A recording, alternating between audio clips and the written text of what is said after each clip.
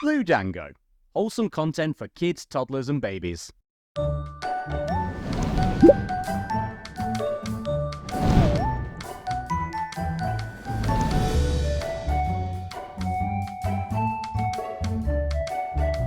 The Tale of Squirrel Nutkin. Original story by Beatrix Potter. This is a tale about a tale. A tale that belonged to a little red squirrel, and his name was Nutkin.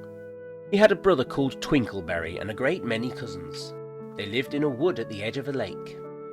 In the middle of the lake there is an island covered with trees and nut bushes, and amongst those trees stands a hollow oak tree, which is the house of an owl who is called Old Brown.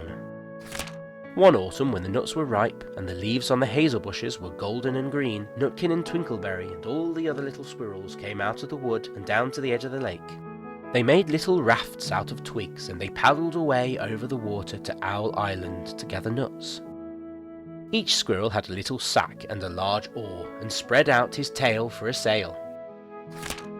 They also took with them an offering of 3 fat mice as a present for Old Brown and put them down upon his doorstep. Then Twinkleberry and the other little squirrels each made a low bow and said politely, "Old Mr. Brown, will you favour us with permission to gather nuts upon your island?"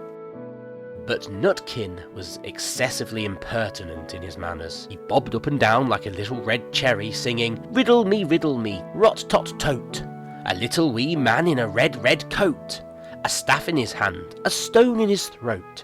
If you'll tell me this riddle, I'll give you a groat. Now this riddle is as old as the hills. Mr. Brown paid no attention whatever to Nutkin. He shut his eyes obstinately and went to sleep. The squirrels filled their little sacks with nuts and sailed away home in the evening.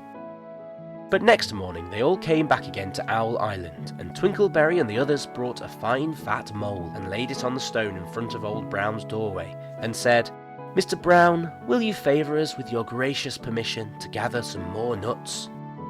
But Nutkin, who had no respect, began to dance up and down, tickling old Mr. Brown with a nettle, and singing, "Old Mr. B, riddle me ree, hitty-pitty within the wall, hitty-pitty without the wall. If you touch hitty-pitty, hitty-pitty will bite you." Mr. Brown woke up suddenly and carried the mole into his house. He shut the door in Nutkin's face. Presently a little thread of blue smoke from a wood fire came up from the top of the tree, and Nutkin peeped through the keyhole and sang, "A house full, a hole full, and you cannot gather a bowl full." The squirrels searched for nuts all over the island and filled their little sacks. But Nutkin gathered oak apples, yellow and scarlet, and sat upon a beech stump playing marbles and watching the door of old Mr. Brown. On the 3rd day the squirrels got up very early and went fishing. They caught 7 fat minnows as a present for Old Brown. They paddled over the lake and landed under a crooked chestnut tree on Owl Island. Twinkleberry and 6 other little squirrels each carried a fat minnow, but Nutkin, who had no nice manners, brought no present at all. He ran in front singing, "The man in the wilderness said to me, 'How many strawberries grow in the sea?' I answered him as I thought good, 'As many red herrings as grow in the wood.'" But old Mr. Brown took no interest in riddles, not even when the answer was provided for him. On the 4th day, the squirrels brought a present of 6 fat beetles, which were as good as plums in plum pudding for Old Brown. Each beetle was wrapped up carefully in a dock leaf, fastened with a pine needle pin. But Nutkin sang as rudely as ever, "Old Mr. B, riddle me ree, flower of England, fruit of Spain, met together in a shower of rain, put in a bag tied round with a string. If you'll tell me this riddle, I'll give you a ring," which was ridiculous of Nutkin, because he had not got any ring to give to Old Brown. The other squirrels hunted up and down the nut bushes, but Nutkin gathered robin's pin cushions off a briar bush and stuck them full of pine needle pins. On the 5th day, the squirrels brought a present of wild honey. It was so sweet and sticky that they licked their fingers as they put it down upon the stone. They had stolen it out of a bumblebee's nest on the tippity-top of the hill. But Nutkin skipped up and down singing, "Hum-a-bum buzz buzz, hum-a-bum buzz. As I went over Tippletine, I met a flock of bonny swine, some yellow-nacked, some yellow-backed. They were the very bonniest swine that e'er went over Tippletine." Old Mr. Brown turned up his eyes in disgust at the impertinence of Nutkin. but he ate up the honey. The squirrels filled their little sacks with nuts, but Nutkin sat upon a big flat rock and played ninepins with a crabapple and green fir cones. On the 6th day, which was Saturday, the squirrels came again for the last time. They brought a new-laid egg in a little rush basket as a last parting present for Old Brown. But Nutkin ran in front, laughing and shouting, "Humpty Dumpty lies in the beck, with a white counterpane round his neck. 40 doctors and 40 wrights cannot put Humpty Dumpty to rights." Now old Mr. Brown took an interest in eggs.